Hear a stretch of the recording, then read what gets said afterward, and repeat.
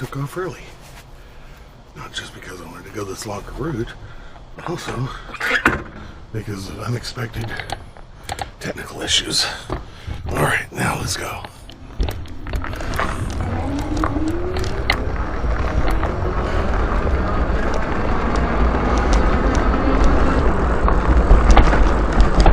Oh, Ripley.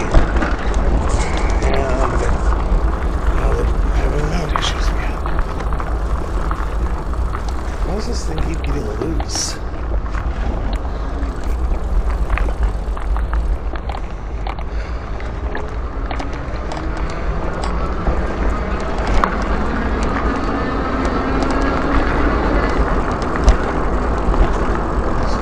Tightening it as I go.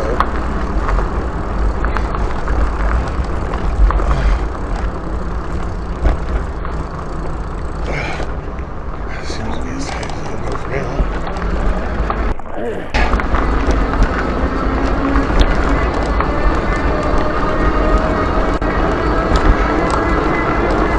Okay.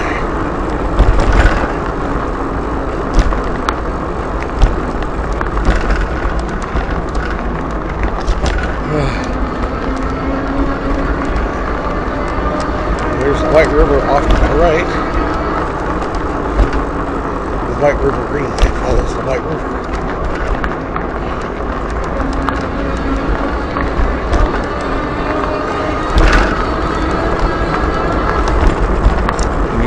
Okay, Robert, cool and all, but why are you riding this trail at night? The answer being, because this is my morning commute.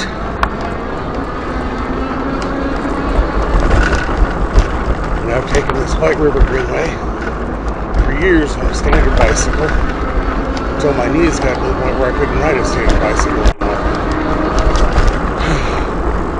So now, I ride an e-bike, because I had to get a step-through configuration, because I couldn't lift my leg over the support bar,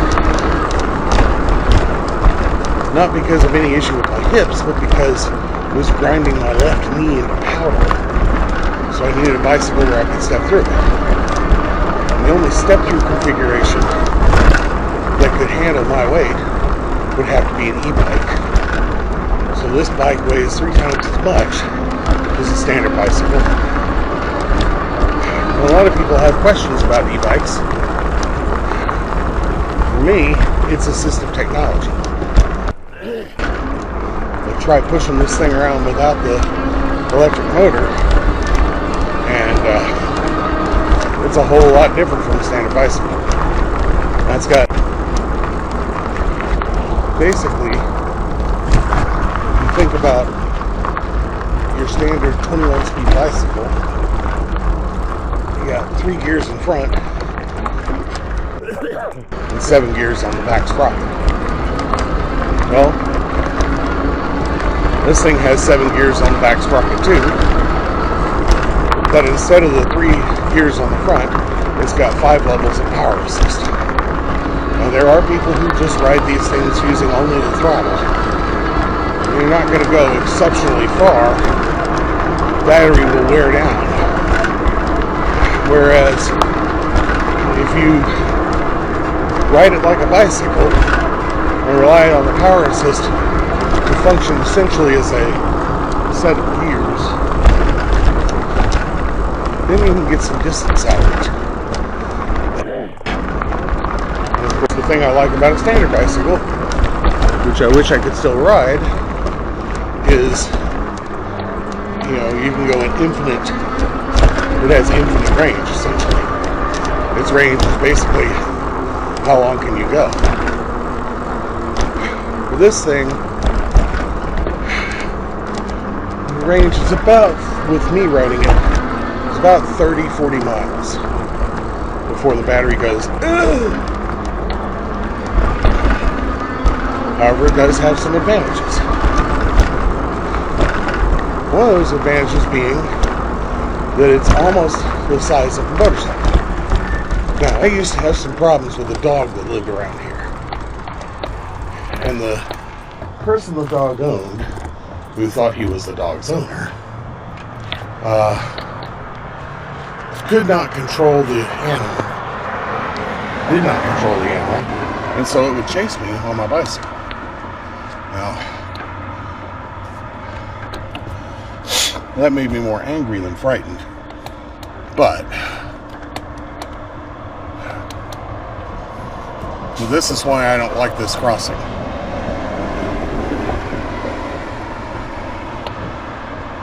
Using the Riverside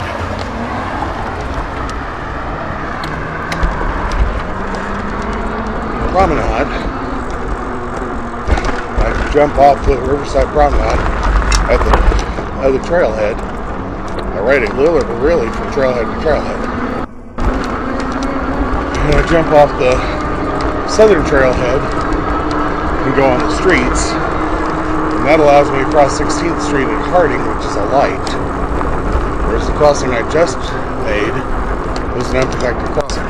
Which really isn't a problem in the morning. More of a problem in the afternoon when there's a lot more traffic. I'm going north instead of going south. We're going south right now. Well, sort of south. Actually, at the moment, probably going more east.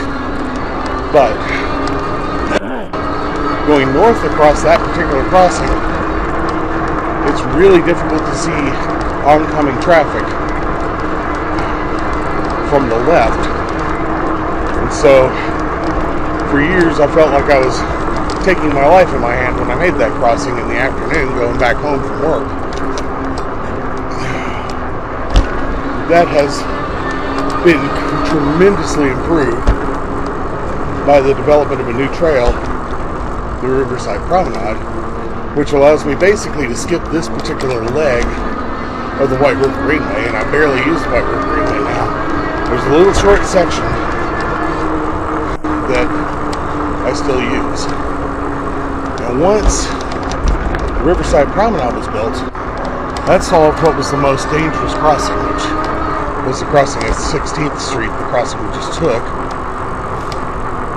At that point, the most dangerous crossing became the 10th Street crossing, which isn't quite as dangerous, but the development of a bridge called the 16 Tech Bridge kind of resolved that crossing and made that crossing much safer. So,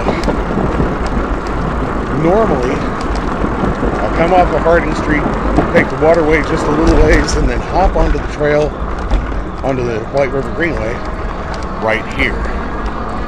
So this stretch of the White River Greenway I ride pretty much every morning still. Not much. Maybe about a mile, not even a mile. Probably about a half mile of trail that I ride every morning. But this morning I got going early so I could take the 16th Street crossing and the 10th Street crossing on the White River Greenway. Because the White River Greenway, although it's old, it's a little out of condition,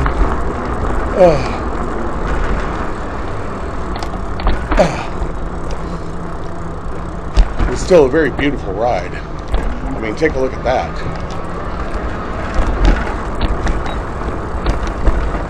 Now, this is one part of it that I do ride every morning. And you've probably seen some of my other videos. Or you may have seen one of my other videos where I showed this part of the ride. Where I'm really following the new trail. So now there's an old bridge and a new bridge. I take the new bridge and that puts me on the Indianapolis Cultural Trail. And I'm going to take the old bridge this morning, which keeps me on the White River Greenway. It's the way that I went to work for decade and a half until they built the new bridge.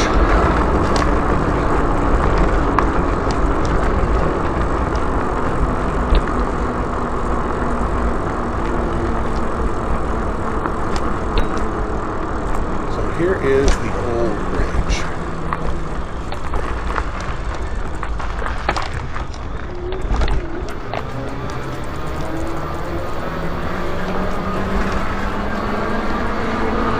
Puts me right in front of Eskenazi Hospital. And then to cross 10th Street, I actually have to jump onto 10th Street for a very short jog. Which, again, actually it's a little more dangerous in the morning than it would be in the afternoon. This time because there's a bridge, and it's easier to see traffic coming over that bridge when I'm going northbound than it is when I'm actually making a left turn off of 10th Street onto the River Greenway. So the River Greenway is interrupted right about here. I have to jump off of it and go onto 10th Street. And here we go.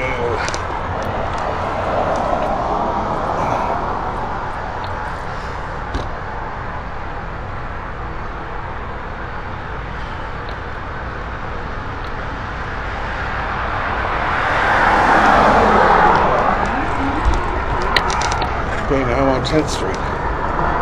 But I'm not in a lane. I'm actually in this no man's lane. Here's the left turn lane here to go on to Porta Allegra, I think. The name of this street. Okay, now that's what makes this dangerous. It's difficult to see the cars coming over that bridge until they're pretty much over it.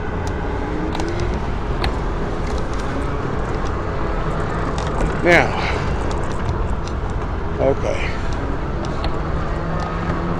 We'll find out the name of this street at some point or another. But this is a really beautiful part of the drive because of these lights, some of which are not on. This part of the River Greenway is really very pretty.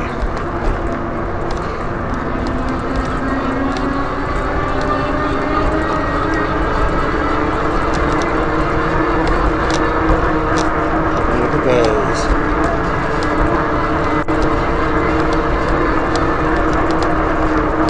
I'm a fan.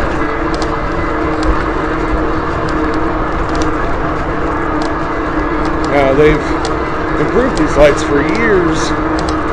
These bowls on top of that encase the lights were made of glass, and the bulbs inside them were incandescent, which would build up a lot of heat and eventually blow up the glass. And so the glass would kind of explode on the top of these lights and then fall down into the light, more often than not killing the light. And then birds would get in there and nest. And then they'd replace the light bulb, and it would probably either drive the birds off or kill them. If they got down in there. Birds would get down in there in the day, and then at night the light would come on. So the incandescent bulbs have long since been replaced with LED, and the plastic, or the glass bowls have been replaced with plastic. This just really makes me angry, the way that these people who own these scooters, if I was on my tricycle, I wouldn't be able to get past that. I'd have to stop and move that thing. The people who distribute the scooters in the morning just leave them laying all over the trail, and it makes it dangerous for bicyclists. I'm going to have to complain to the city council. I've complained to the companies a couple of times, and it just doesn't seem to have changed their behavior. So I put together a video, I guess, of all the times that I see those things laying out there in the road, or laying out there on the trail, creating a navigational hazard. Okay. Limestone Street, that's what this is, Limestone Street. And I just crossed New York. And now I'm on the River Greenway, heading toward downtown. And you can see the river, the White River, off to my right. It really is a lovely ride. And it's a lovely ride during the day, but if you go during rush hour, it can be a little hazardous crossing 10th Street and crossing 16th Street. So, if you're going at off hours, you can make those crossings relatively safely, but you do need to be aware that those are low visibility, and it's difficult to see oncoming cars. Of course, I did it for years and years, and it looks like I've got a runner up here. Let's see, where's my bell?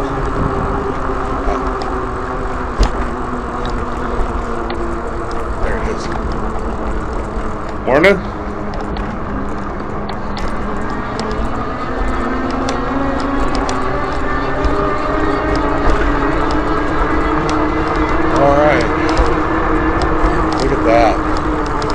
This is why I like this part of the trail right here. I've always enjoyed coming along here, but I don't come this way anymore because I'm on the cultural trail instead of the White River Greenway,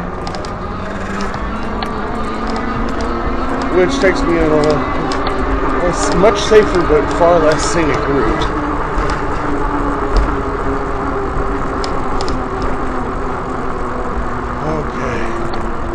Now, since I'm early, instead of going downtown, I'm going to take a roll along the Washington Street Bridge, which you can see there, the historic Washington Street Bridge, which is now a sculpture garden.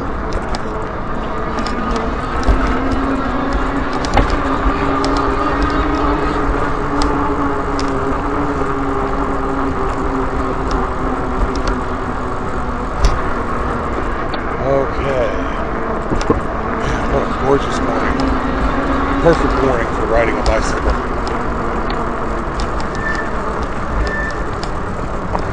Okay, this transition here is a little tricky, but I've done it for many years. It can be done.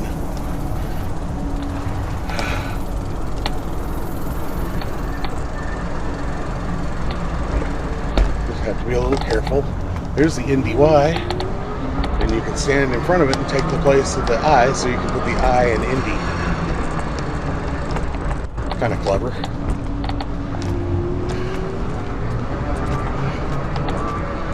Alright.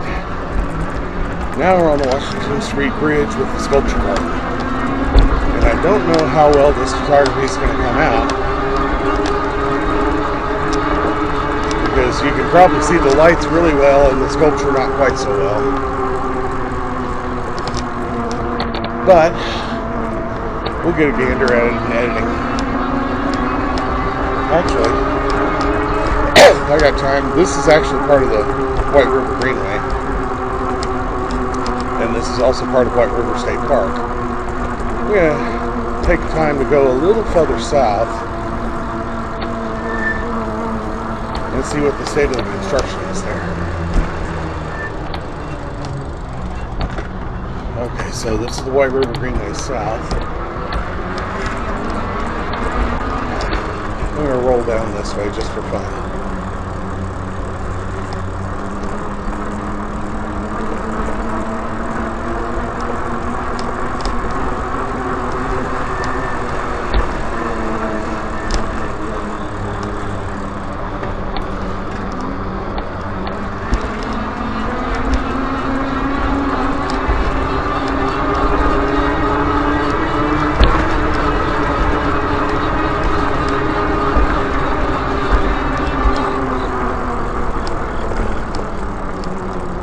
And the trail closed to all traffic. Here we go. And this part up here empties out into White River Street or something. Okay, now I'm going to get turned around here and head back this way.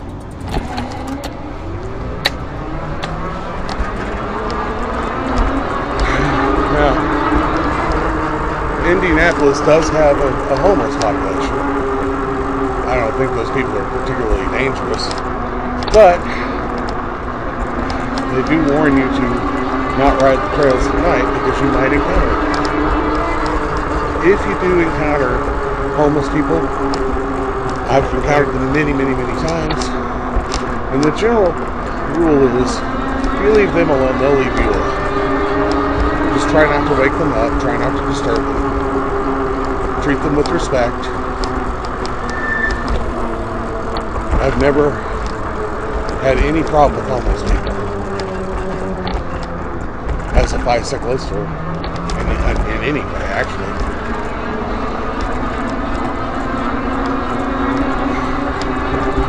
Very little I can do about it personally, other than voting.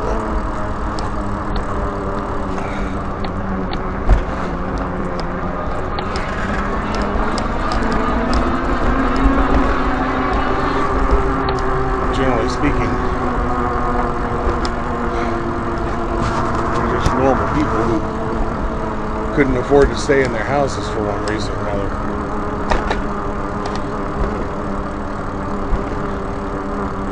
We could solve the issue in a month if we wanted to.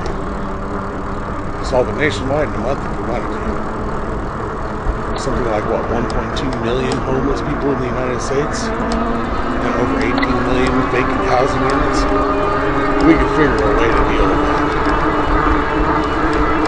We could solve any social problem we've got in the United States if we wanted to. But apparently we don't want to.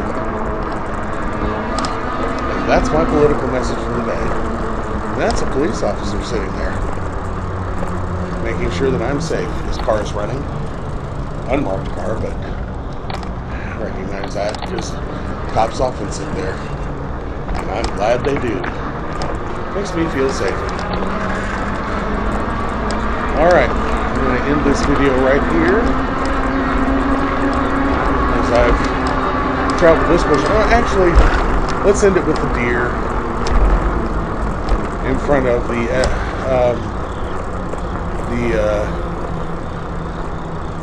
Indiana State Museum, and then this is the museum, so the Aventon Museum of Western art. That's Western and Indian art, actually. Here we are at the Aventon Museum of American Indian and Western art.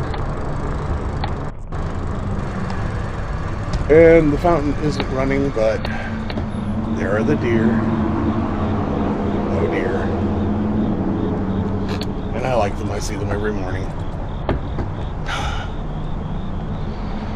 Oh yeah, I was saying before my battery died, I saw a chart of the most dangerous animals, wild animals in the United States. And in many states it's the grizzly bear, in some states it's the mountain lion.